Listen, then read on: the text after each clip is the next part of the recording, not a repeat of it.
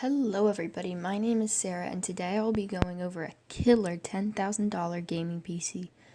This build is way overboard and is more than anybody should ever spend for a personal gaming rig, but I decided to just go crazy and configure it for fun anyway. Obviously most people won't be putting this together, but I just thought it'd be cool to see what kind of computer I could get for 10 grand. In case you were wondering, this build will max out every game at 4K, in VR, you name it. So let's get started. For the CPU, I selected the Intel Core i7-6900K 3.2 GHz 8-core processor at $1,050. $1,050. That is more than most people's whole build. That's more than mine. This is way overkill for gaming, but at least you can rest assured that your processor definitely isn't bottlenecking anything. With 8 hyper-threaded cores, once you overclock this thing, it'll be unstoppable. For the CPU cooler, I went with a Thermaltake Water 3.0 Ring RGB 360 40.6 CFM liquid CPU cooler for $200. This 360mm closed-loop water cooler will easily allow you to overclock the i7 and keep it cool without any problems.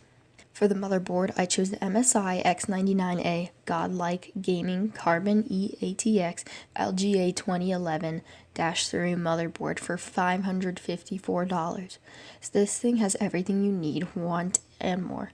This motherboard is basically top of the line for gaming. It's got everything you need to support all of the components.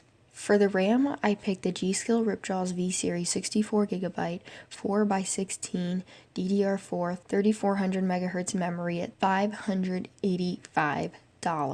This one is for all those haters out there saying 8 gigs isn't enough for gaming. Here you go. This is obviously way overkill, but like what isn't in this build? For storage, I chose multiple drives, and this is going to be a completely flash storage system, no mechanical drives. For the main drive, we've got a Samsung 960 Pro 2TB M.2 2280 solid-state drive for $1,300. This drive is blazing fast, but it better be for the price they're charging.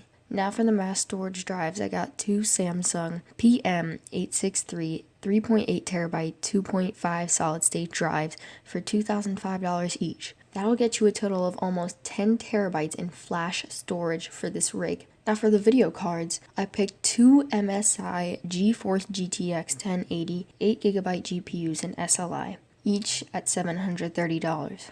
They are both water-cooled and will get you killer performance in any game. Once the rumored 1080 Ti's come out, I would go with those, but until then, the 1080s are awesome cards. One GTX 1080 by itself already outperforms almost everything, but then you add another one, and you've got yourself a killer gaming machine.